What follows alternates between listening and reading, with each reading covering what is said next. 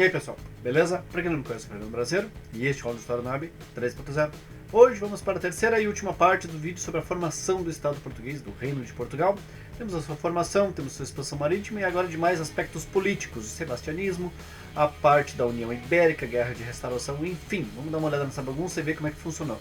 Não esqueça de deixar o likezinho no vídeo, muito importante, dar aquela força, quem puder se inscrever no canal, eu agradeço demais. Estamos chegando nos 1000 inscritos, devagarinho nós estamos chegando. Muito obrigado, já falei demais, e bora pra vinheta.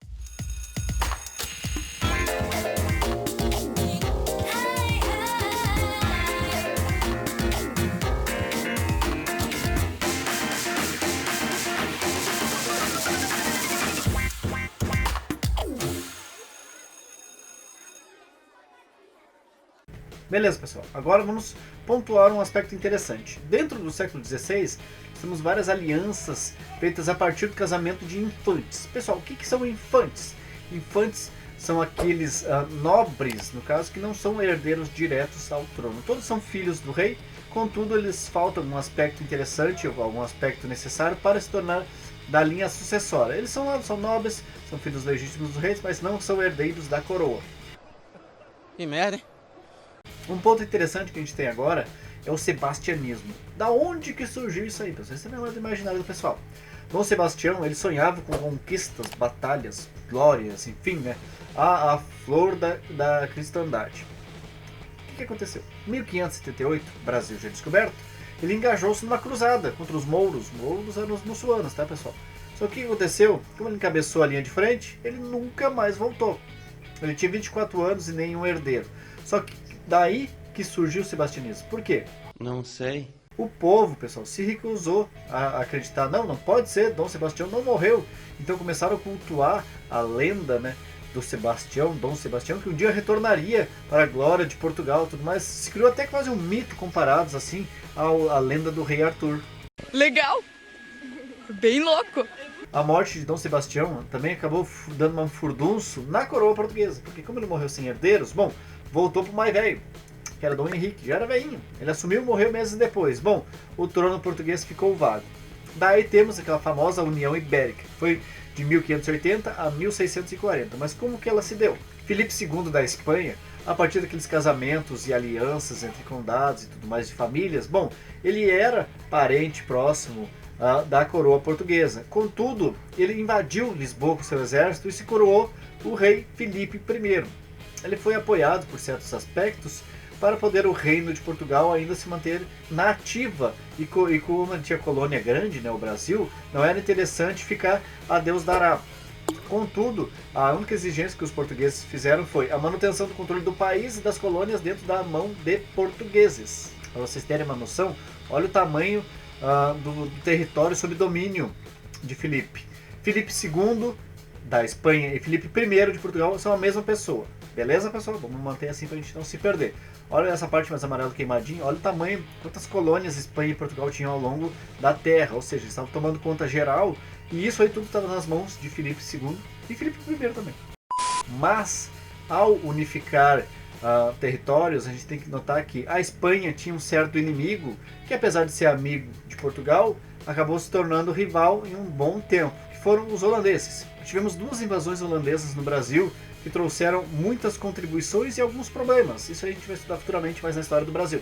Mas a primeira invasão foi na Bahia, que durou de 1624 a 1625, foi tempo curto, mas com bastante contribuição, e uma bem mais longa. E uma bem mais longa em Pernambuco, foi de 1630 a 1654. Aí sim, com muita contribuição na cultura, arquitetura, comércio, enfim, vários investimentos e estruturações que os holandeses fizeram, que até hoje perduram na cidade de Pernambuco.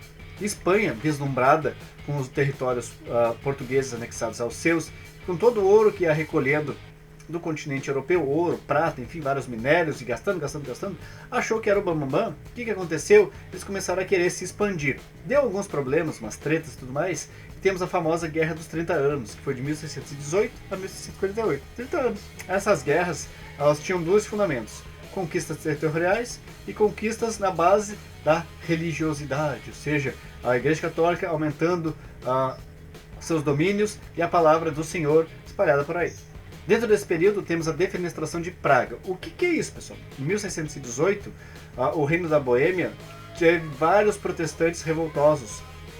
com a representação do rei Fernando II da Casa de Habsburgo, que dá aquelas tretas entre católicos e protestantes, enfim, ali deu uma treta geral. A Espanha se envolvendo com conflitos, se metendo em guerras, achando que pode se expandir, metendo o bedelho, gastando ouro geral. Bom, Portugal viu ali uma chance de se separar, de desanexar Portugal dos domínios espanhóis. Os governantes estavam enfraquecidos, porque estavam envolvidos em muitas outras coisas, sem o foco no domínio português. Então, Portugal ele conseguiu se sobressair em várias batalhas. As principais foram de Monte Carlos, Castelo Rodrigo e do Ameixal.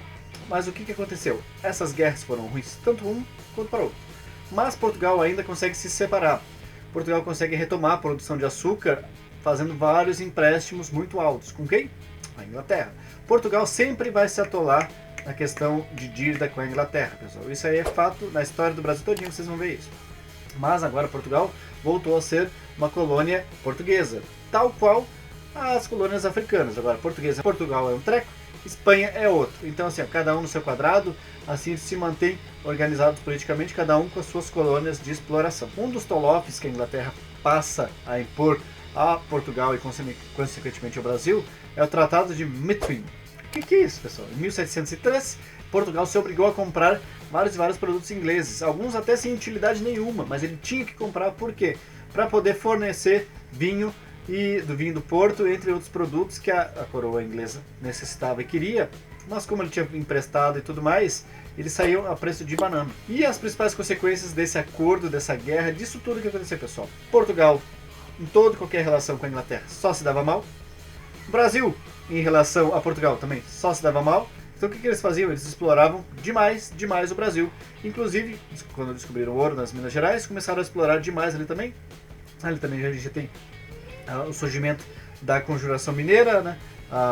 Outras revoltas regionais, enfim, vai um processo que vai querendo o Brasil ser independente, mas isso vai ficar para uma próxima série voltada apenas para a história do Brasil. Aqui a gente queria formar só o Estado português, então a gente já tem a sua formação, temos sua expansão marítima, temos alguns problemas políticos, até seu endividamento com a Inglaterra, que gerou um sistema predatório de exploração com a colônia, o que acabou revoltando os brasileiros, que ainda não tinham esse sentimento de brasileiros, né? Muito tinham, eram os portugueses, os indígenas eram os selvagens, os negros eram os escravos, e a elite aqui ainda se contentava, mas quando começaram a extorquir demais a elite também, bom, ela também se revoltou e deu origem a várias revoltas, como a Conjuração Mineira, entre outros, beleza? Beleza! Então, pessoal, esses aqui foram os nossos 3 videozinhos da série sobre a formação do Estado português. Se você tem alguma dúvida, por favor, manda nos comentários. Se você não gostou, quer dar dislike, não tem problema. Só manda nos comentários o porquê.